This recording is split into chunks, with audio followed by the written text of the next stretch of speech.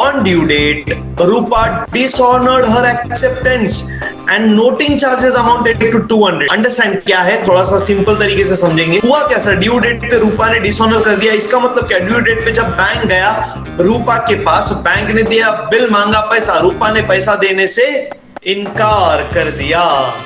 अब बैंक आया हमारे पास, बैंक ने मांगा पैसा, पैसा देना पड़ेगा। हाँ सर पैसा तो देना पड़ेगा। कितना पैसा देना पड़ेगा? पूरा 14,000 देना पड़ेगा। एग्जैक्टली पर अभी सुनना ध्यान से, अब हम सिर्फ 14,000 नहीं देंगे, हमको 200 रुपया चार्जेस भी पे करना पड़ेगा। क्यों? देखो क्वेश्चन ने क्या बोला है, नोटिंग चार्जेस अमाउंटेड टू ₹200। दिख रहा है? इसका मतलब हम नोटिंग चार्जेस भी पे करें। सर नोटिंग चार्जेस क्यों पे किया जाता है? सुनिएगा ध्यान से।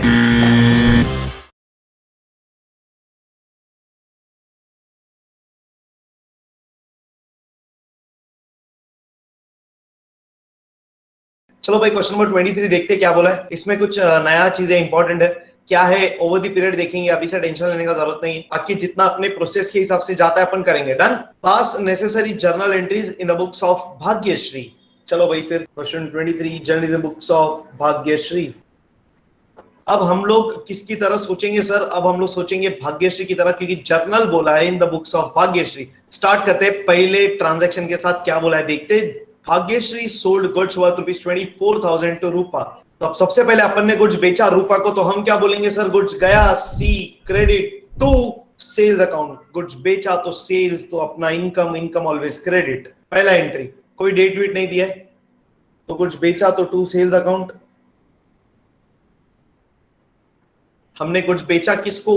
रूपा को। तो रूपा को गुड्स मिला, तो रूपा ने रिसीव किया, तो Rupa becomes receiver and rule says debit the receiver. तो रूपा's अकाउंट डेबिट।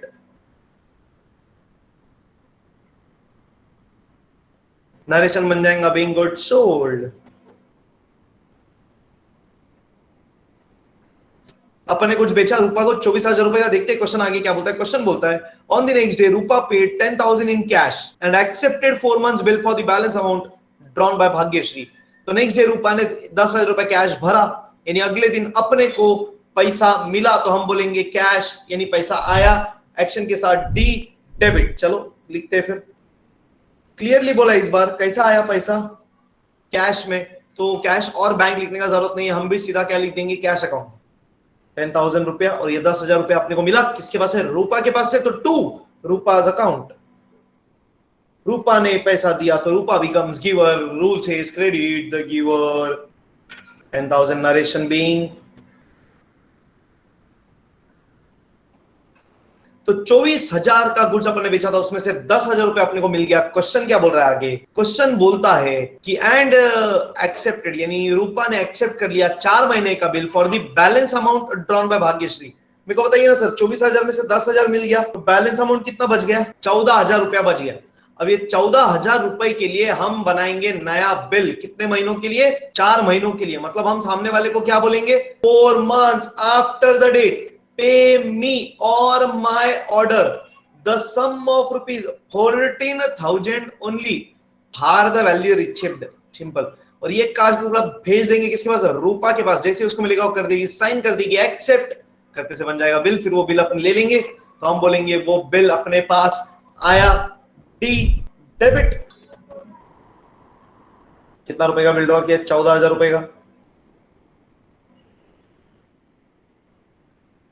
नरेशन। चलो सही है, चलते हैं आगे। क्या बोला है देखो आगे। अभी अपन ने बिल तो ड्रॉ कर दिया। क्वेश्चन क्या बोलता है आगे? Bhagyashree discounted the bill eight 10% per annum after 1 month with her bank. यानी हमने बिल डिस्काउंट कर लिया 1 महीने के बाद 10% पर एनम पे। मतलब 1 महीने के बाद हम लोग किसके पास गए? बैंक के पास। हमने दिया बिल और बोला सर ये बिल लो और हमको पैसा दे दो, हमको डिस्काउंटिंग करना है। तो सबसे पहले बिल तो जाएगा, तो बिल दे दे, फिर डिस्काउंटिंग डिस्काउंटिंग देखते। हम बैंक के पास जाएंगे, हम बिल देंगे, तो हम बोलेंगे बिल गया सी क्रेडिट टू, 2 लाइन छोड़ के क्योंकि इस बार डिस्काउंट भी आएगा, टू बिल्स रिसीवेबल अकाउंट 14,000 रुपया। अब क्वेश्चन ने बोला है भाई डिस्काउंट का परसेंटेज, यानी डिस्काउंट का अमाउंट दिया नहीं है, तो अपने को ढूंढना पड़ेगा। सिंपल बात ये है सर, हम लोग बिल दे रहे हैं कभी 1 महीने बाद, यानी बिल था 4 महीने का, हम 1 महीने बाद डिस्काउंट कर रहे थे, यानी कि 3 महीना पहले। बहुत बढ़िया। तो जितना जल्दी पैसा मिलेगा उतना टाइम का डिस्काउंट कटेगा। हमको पैसा मिल रहा है 3 महीना पहला, तो डिस्काउंट भी कितने महीने का कटेगा? 3 महीने का. We will have to calculate the discount and discount will be charged for 3 months. Why? Because we are receiving the amount 3 months before the due date. तो जितना early you will receive the amount, उतना discount will be charged. उतना time period का. Done. 4 महीने का bill discounting हो रहा है आफ्टर 1 month. Therefore 3 months का डिस्काउंट. अरे बराबर की नहीं? Therefore 3 months का डिस्काउंट. चलो कैलकुलेट करते हैं. आ जाओ वर्किंग नोट में. 10% बोला था.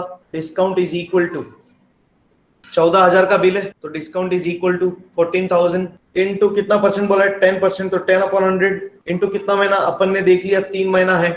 4 महीने का बिल था, 1 महीने बाद डिस्काउंट करा रहे, यानी अपने को पैसा मिल रहा है 3 महीना पहला, तो 3 महीना जल्दी पैसा मिल रहा है तो 3 महीने का डिस्काउंट. अब कर लेंगे कैलकुलेट. 0 कट 0 कट, फिर ये 0 कट 0 कट, 3 1 जा 3 4 जा 4 1 जा 4 3 जा 12 2 0 4 5 जा 20 0 आता है 350 रुपया. हमको अभी 350 रुपीज कम मिलेगा, 350 रुपया कम मिलेगा, यानी हमको मिलने वाला था 14,000. अब हम 3 महीना पहला पैसा ले रहे तो we are going to receive 350 less. So minus कर देंगे तो यू विल गेट 13,650. चलो फिर ले लेते पैसा. बिल गया बदले में पैसा आया डेबिट, बैंक अकाउंट डेबिट 13,650, यानी कि अपने को कितना कम मिला? 350 रुपीज कम मिला. तो ये 350 रुपीज अपना नुकसान, तो लॉस. तो डेबिट नॉमिनल अकाउंट बोलता है debit total expenses and losses. तो ये 350 रुपीज को डेबिट कर देंगे, नाम देंगे डिस्काउंट, और नरेशन आ जाएगा बीइंग. अरे डन. डिस्काउंटिंग से सिमिलर और कौन सा कॉन्सेप्ट है जिसमें हमको ड्यू डेट से पहले पैसा मिलता है? क्या बात है. Retirement of bill. सर उसमें भी हमको ड्यू डेट से पहले पैसा मिलता है. फर्क क्या है फिर डिस्काउंटिंग और रिटायरमेंट में? सर डिस्काउंटिंग में अपने पास चॉइस होता है, एग्जैक्टली. रिटायरमेंट अपने हाथ में नहीं है. बहुत बढ़िया. और दूसरा इंपॉर्टेंट पॉइंट सुनिएगा, डिस्काउंटिंग में पैसा कौन देता है अपने को? बैंक. यानी ड्यू डेट पे वापस बैंक जाएगा, सामने वाले के पास से पैसा लेके आएगा. मतलब डिस्काउंटिंग के बाद कहानी खत्म नहीं होता. वेराज रिटायरमेंट का पैसा कौन दे रहा है? सामने वाला. तो रिटायरमेंट होने के बाद कहानी हो जाती है खत्म.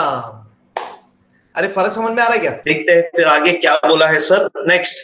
ओके, डिस्काउंटिंग हो गया. अभी देखना, on due date Rupa dishonoured her acceptance and noting charges amounted to 200. Understand क्या है, थोड़ा सा सिंपल तरीके से समझेंगे. हुआ क्या सर? ड्यू डेट पे रूपा ने डिसऑनर कर दिया. इसका मतलब क्या? ड्यू डेट पे जब बैंक गया रूपा के पास, बैंक ने दिया बिल, मांगा पैसा, रूपा ने पैसा देने से इनकार कर दिया. अब बैंक आया हमारे पास, बैंक ने मांगा पैसा, पैसा देना पड़ेगा. हाँ सर पैसा तो देना पड़ेगा. कितना पैसा देना पड़ेगा? पूरा 14,000 देना पड़ेगा. एग्जैक्टली. पर अभी सुनना ध्यान से, अब हम सिर्फ 14,000 नहीं देंगे, हमको 200 रुपया चार्जेस भी पे करना पड़ेगा. क्यों? देखो क्वेश्चन ने क्या बोला है, नोटिंग चार्जेस अमाउंटेड टू ₹200. दिख रहा है? इसका मतलब हम नोटिंग चार्जेस भी पे करें. सर नोटिंग चार्जेस क्यों पे किया जाता है? सुनिएगा ध्यान से. नोटिंग चार्जेस का मतलब क्या होता है? ये काय का खर्चा है? सर जब भी बिल डिसऑनर होता है ना, हम कोर्ट के पास जाते हैं और नोटरी पब्लिक करके एक डिपार्टमेंट होता है. एक्चुअली वो एक ऑफिसर है, उनका डिपार्टमेंट होता है. तो नोटरी पब्लिक जो ऑफिसर होते हैं उनको हम बोलते हैं सर सामने वाले ने हमारा बिल डिसऑनर कर दिया है, तो प्लीज आप ये फैक्ट को रिकॉर्ड करो और हमको एक सर्टिफिकेट दो कि सामने वाले ने बिल डिसऑनर कर दिया है, ताकि हम बाद में जाके उसके अगेंस्ट केस करके पैसा वसूल कर सके. अरे समझ में आ रहा है क्या? मतलब डिसऑनर के फैक्ट को हम कानूनी किताब में रिकॉर्ड करवा रहे हैं और हम कोर्ट का थप्पा, कोर्ट का मोहर लेके आ रहे हैं, ताकि हमारे पास एक सर्टिफिकेट भी बन जाए और नोटरी पब्लिक ये चीज रिकॉर्ड करेगा वो बिल्स ऑफ एक्सचेंज के ऊपर, यानी कि वो प्रूफ है जिसपे ये समझ में आता है कि हमने बिल ड्रॉ किया था. सो नोटिंग चार्जेस. अभी तो फिर नोटिंग चार्जेस क्या? कुछ नहीं, बहुत सिंपल है. सर हम गए कोर्ट के पास, हम गए नोटरी पब्लिक के पास, उन ऑफिसर को हमने बोला सर हमारे इस डिसऑनर के फैक्ट को आप नोट करो, तो उन्होंने वो चीज को नोट किया, सर्टिफिकेट बना के दिया. कुछ फीस तो चार्ज करेंगे ना.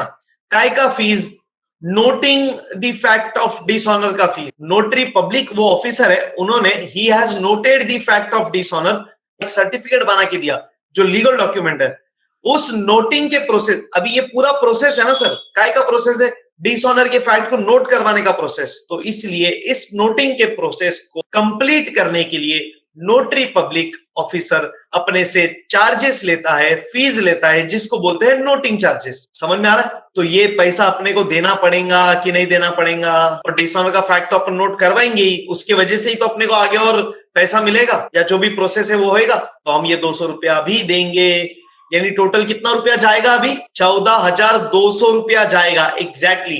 तो नाउ वी विल पे 14,200 रुपया। Are getting? तो अब देखना सर, अपन पैसा देंगे, कितना रुपया देंगे हम? 14,200 रुपया। तो हम क्या बोलेंगे? 14,200 रुपया गया, तो पैसा गया। सी क्रेडिट, यानी कि टू बैंक अकाउंट 14,200 रुपया। अभी सुनना ध्यान से, अभी दूसरी बात ध्यान से सुनना। ये 200 रुपया अपन जो एक्स्ट्रा दे रहे हैं ना, ये किसका गलती है? किसकी गलती की वजह से? अपने गलती की वजह से कि सामने वाले की गलती की वजह से? हाँ, अपने गलती की वजह से कि रूपा की गलती की वजह से? तो ये नोटिंग चार्जेस का जो खर्चा है, ये हमारा खर्चा है कि एक्चुअली सामने वाले का खर्चा है? तो ये एक्स्ट्रा पैसा, ये एक्स्ट्रा खर्चा हम किससे वसूल करेंगे? रूपा से। इसका मतलब अब हम क्या बोलेंगे? हम ये पूरा 14,200 रुपया वसूल करने वाले रूपा के पास से, यानी रूपा के पास से अभी सिर्फ 14,000 नहीं आएगा, 14,200 रुपया आएगा। तो हम ये बोलेंगे कि रूपा के पास से अभी हमको फ्यूचर में 14,200 रुपया आने वाला है। डी डेबिट, और डी से डेबिट से बनता है डेटर, यानी अब रूपा हमारी डेटर बन गई। कितने रुपए के लिए? 14,200 रुपए के लिए डेटर बन गई। See simple point, we paid, noting charges was paid by us, no doubt, but we paid on behalf of Rupa. So this 200 रुपए का charges will be borne by Rupa, not by us. अपन ने इधर नोटिंग चार्जेस को debit किया क्या? 200 रुपया noting charges account debit होना चाहिए ना, debit all expenses and losses के कॉन्सेप्ट के हिसाब से। अरे हाँ या ना सर, नोटिंग चार्जेस खर्चा है 200 रुपया, ये तो बात तो मानते हो। तो ये खर्चा है तो खर्चे को डेबिट तो करना चाहिए, पर सवाल ये है, ये खर्चा किसका है? हमारा कि रूपा का? तो नोटिंग चार्जेस अकाउंट को डेबिट कौन करेगा? हम करेंगे कि रूपा करेगी? एग्जैक्टली, यानी हम लोग हमारे बुक्स में नोटिंग चार्जेस अकाउंट डेबिट ऐसा नहीं लिखेंगे, because it is not our खर्चा। सिंपल बात क्या है, देखो, नोटिंग चार्जेस का अमाउंट अपन ने इसके अंदर इंक्लूड किया, दिखता है, यानी हमने 200 रुपए एक्स्ट्रा भर दिया है, जो हम वसूल करने वाले हैं किसके पास से? रूपा के पास से। वो भी अपन ने यहाँ पे लिख दिया, देखो, यानी हम पैसा आज दे रहे, बाद में हम वसूल कर लेंगे, खत्म। वो काय का है वो अलग से रिकॉर्ड नहीं करना है, बिकॉज उसका अपना कोई लेना देना नहीं। Naresh, being bill dishonoured and noting charges paid. तो अब बिल डिसऑनर हो गया सर। देखो क्या बोला है next, Rupa paid half the amount of bill and full amount of noting charges. उसके बाद एक्सेप्ट किया है नया बिल इंटरेस्ट के साथ। रूपा ने पे किया half amount of bill and full amount of noting charges. मतलब कितना बताएंगे क्या? क्या बात है यार, जबरदस्त sir. Half amount of bill, देखो, सो रूपा इज पेइंग 7,200 रुपीज, यानी हम बोलेंगे हमको 7,200 रुपया मिला, तो पैसा आया डी डेबिट, बराबर। चलो लिखते, पैसा कैसा आया नहीं दिया हुआ है, ना कैश ना चेक, कुछ भी नहीं बोला, तो हम लिखेंगे कैश और बैंक। 7,200 रुपया, और ये पैसा हमारे पास आया किसके पास से? रूपा के पास से। तो to Rupa's account 7,200, narration being part amount receive. Noting charges कब भरना पड़ता है बताएंगे? Noting charges is to be paid at the time of, yes, dishonour of bill. भरता कौन है नोटिंग चार्जेस? ड्रॉवर की ड्रॉवी, हाँ, अपन बहुत बढ़िया। तो चलो अब क्या देखते हैं। अब देखो इधर ही दिखता होगा ना यार, 14,200 में से 7,200 मिल गया, बचा 7,000 एग्जैक्टली। क्या बात है यार, बचा 7,000, उसका बनेगा नया बिल इंटरेस्ट के साथ। चलो फिर इंटरेस्ट चार्ज करते हैं। हमको कितना रुपया एक्स्ट्रा मिलेगा? हाँ, 100 रुपया। तो 100 रुपया extra interest is our income, और इनकम को हमेशा क्या किया जाता है? क्रेडिट। तो चलो फिर टू इंटरेस्ट अकाउंट 100 रुपया, तो रूपा को डेबिट, यानी रूपा अपनी डेटर बन जाएगी। और 100 रुपए के लिए हम बोलेंगे ये 100 रुपया और रूपा के पास से आने वाला है, डी डेबिट। तो Rupa's account debit to interest account, narration बन जाएगा बीइंग इंटरेस्ट चार्ज। चलिए भाई, तो अब नया बिल बना लेंगे। कितने का नया बिल बनेगा? 7,100 का नया बिल। इस बार क्या लिख देंगे कागज के टुकड़े पे? 2 months after the date, pay me or my order the sum of rupees 7,100 only for the value received. Bills receivable account debit कितना? 7,100 टू सामने वाला यानी कि to Rupa's account being new bill drawn. इसी के साथ ये क्वेश्चन भी समाप्त। क्वेश्चन नंबर 24 देख लेते हैं। Pass journal entries in books of Vikrant.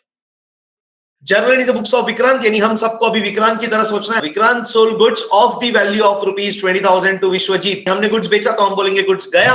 C credit to sales account ₹20,000। और ये अपन ने गुड्स बेचा किसको? Vishwajit account debit being goods sold. Vishwajit accept कर रहा है बिल ₹20,000 के लिए 3 महीने के लिए। तो चलो भाई फिर अपन कागज के टुकड़े पे क्या लिख के भेजेंगे विश्वजीत को? 3 months after the date, pay me or my order the sum of ₹20,000 only for the value received. So bills receivable account debit to Vishwajit's account 20,000 being acceptance of bill received. चलिए आगे देखते क्या बोला है। Vikrant discounted the bill. हमने bill discount कर लिया 15% with this bank. कभी डिस्काउंट किया रे? कुछ बोला है क्या? कभी डिस्काउंट किया? कुछ बोला नहीं है। तो क्या एज्यूम कर लेंगे? कभी डिस्काउंट किया आज। एग्जैक्टली तो डिस्काउंट करेंगे मतलब हम क्या करेंगे? जाएंगे बैंक के पास, देंगे बिल, मांगेंगे पैसा। तो बिल देंगे तो हम बोलेंगे बिल गया। सी credit to bills receivable account. ₹20,000 का बिल गया, बदले में बैंक से पैसा आएगा कितना? Let's go to working note and calculate the amount of discount. So discount is equal to 1,000. So into 15 upon 100 into 3 upon 12 आ जाएगा ₹750 का डिस्काउंट। तो चलो बिल गया था 20,000 का, बदले में पैसा आया 19,250। तो हम क्या बोलेंगे? पैसा आया तो पैसा आया डी डेबिट एक्शन से अकाउंटिंग 19,250 बैंक अकाउंट डेबिट 19,250। ₹750 कम मिला तो ₹750 का loss and rule says debit all expenses and losses. और ये लॉस का नाम क्या? Narration being bill discounted. Okay let's go ahead then. चलते आगे देखते क्या हुआ है। अपन ने बिल डिस्काउंट करा लिया सर। अब 3 महीने बाद बैंक जाएगा विश्वजीत के पास, देगा बिल, मांगेगा पैसा। Let's C at maturity the bill was returned dishonoured with 250 as noting charges। तो देखो सर 3 महीने बाद फिर बैंक गया विश्वजीत के पास, दिया बिल, मांगा पैसा। विश्वजीत ने पैसा देने से इनकार कर दिया। बैंक आया किसके पास? हमारे पास। मांगा पैसा, देना पड़ेगा सर। कितना पैसा देना पड़ेगा? पूरा ₹20,000 देना पड़ेगा। पर इस बार हम सिर्फ 20,000 नहीं देंगे, हम ₹250 का नोटिंग चार्जेस भी भरेंगे। क्यों? हम ये डिसऑनर के फैक्ट को हम रिकॉर्ड कर देंगे। किसके पास जाके? We are going to go to notary public. We will approach the notary public officer। ये ऑफिसर का पोस्ट है जिसे मिलेंगे, उनको बोलेंगे सर विश्वजीत ने हमारे बिल को डिसऑनर किया, आप इस फैक्ट को नोट करिए, हमें सर्टिफिकेट दीजिए और आपका ₹250 का नोटिंग चार्जेस ले लीजिए। तो बैंक हमारे पास आया, बैंक ने मांगा पैसा, हमको देना पड़ेगा कितना? पूरा 20,000। बट इस बार हम सिर्फ 20,000 नहीं देंगे, हम ₹250 का नोटिंग चार्जेस भी भरेंगे। ओके तो हम बोलेंगे ₹20,250 गया तो पैसा गया। सी क्रेडिट टू बैंक अकाउंट। ये ₹20,250 विश्वजीत के पास से आने वाला है D debit. Being Vishwajit paid 10,000 and amount of noting charges and gave Vikrant another bill at 3 months for the balance with interest at 12% per annum। सामने वाले ने हमको ₹10,000 दिया और नोटिंग चार्जेस का भी पैसा दिया। नोटिंग चार्जेस कितना है? 250। कितना क्लियरली दिख रहा है सामने। यानी अब हमको विश्वजीत कितना पे कर रहा है? 10,250। तो हम क्या बोलेंगे? सर हमको ₹10,250 आया डी डेबिट। तो हम बोलेंगे पैसा आया डी डेबिट कैश और बैंक अकाउंट डेबिट 10,250 किसके पास से आया? विश्वजीत के पास से। तो 2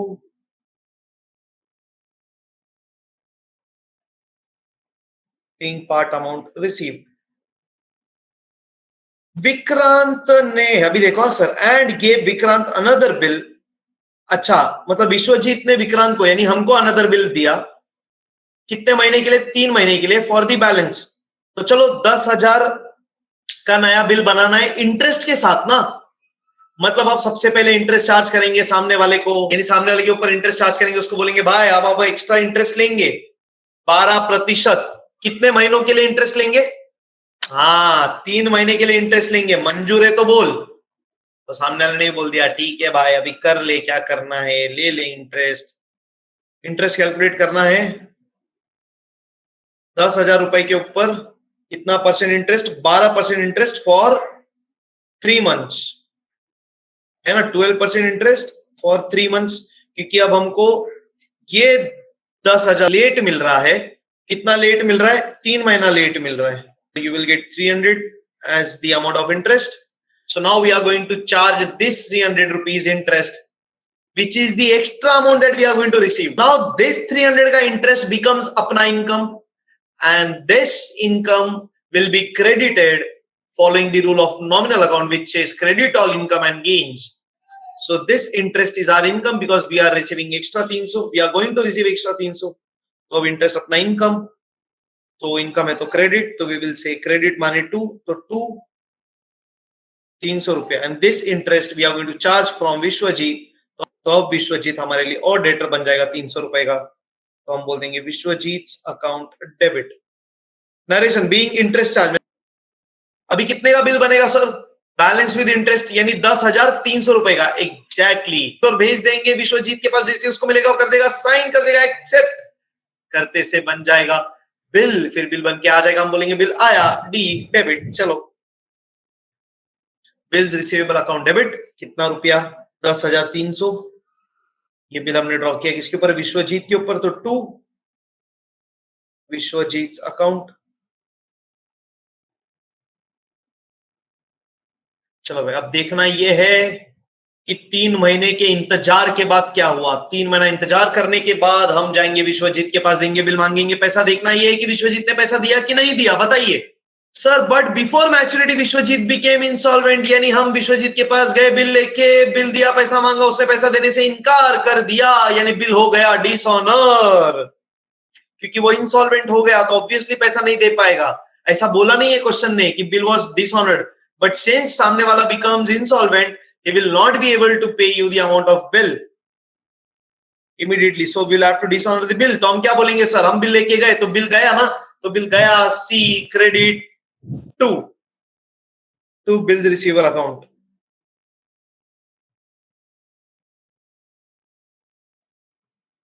$10,300 बिल गया, बदले में पैसा आया नहीं, पर हमको उम्मीद है कि पैसा आने वाला है। क्यों? हम वसूल करेंगे ना कुछ, तो हम क्या बोलेंगे? ये विश्वजीत से पैसा अभी भी आने का बाकी है, तो विश्वजीत फिर से डेटर बन जाएगा। क्यों? हम बोलेंगे पैसा आने वाला है, डी डेबिट 10,300। किसके पास से? विश्वजीत के पास से। तो विश्वजीत अकाउंट डेबिट 10,300 एग्जैक्टली। तो कहीं पे ना ऐसा लगेगा मन में, अरे यार सर अपन बोल रहे हैं अभी भी पैसा आने वाला है, तो ये थोड़ा सा सही नहीं है यार। कैसे पैसा आने वाला है सर? अब तो वो इंसॉल्वेंट हो गया। मैं मानता हूं, भावनाओं को समझ रहा हूं मैं, आप भी समझ रहे हो, पर अकाउंटिंग में you will have to record ना। आपको डेबिट क्रेडिट तो मैच करना ही है ना। दूसरा, आज के दिन नहीं पता ना कितना फ्यूचर में आएगा। ये तो क्वेश्चन है करके क्वेश्चन ने दे दिया है 75%, अपने को पता है, पर ऐसा थोड़ी होएगा कि जिस दिन डिसऑनर होगा उसी दिन अपने को पता है इंसॉल्वेंसी से कितना रिकवरिंग होने वाला है। रिकवरी का प्रोसेस तो फ्यूचर में डिसाइड होएगा, तो आज तो अपने को नहीं पता। तो आज तो हम क्या बोलेंगे? मेरे को विश्वजीत से 10,300 आने का बाकी है, खत्म। मैं उसके नाम पे तो पूरा 10,300 लिखूंगा ना। कितना आएगा वो तो फ्यूचर डिसाइड करेगा, पर आज अगर कोई मेरे को पूछे तो मेरे को ये बोलते आना चाहिए कि मेरे पास विश्वजीत के पास से 10,300 का ड्यू है अमाउंट, इसलिए we debit entire 10,300 to his account. Simple. Last entry काय का सर वसूल करने का पैसा. Let's see how much are we recovering before maturity the insolvent and he paid 75 पैसे इन अ रुपी.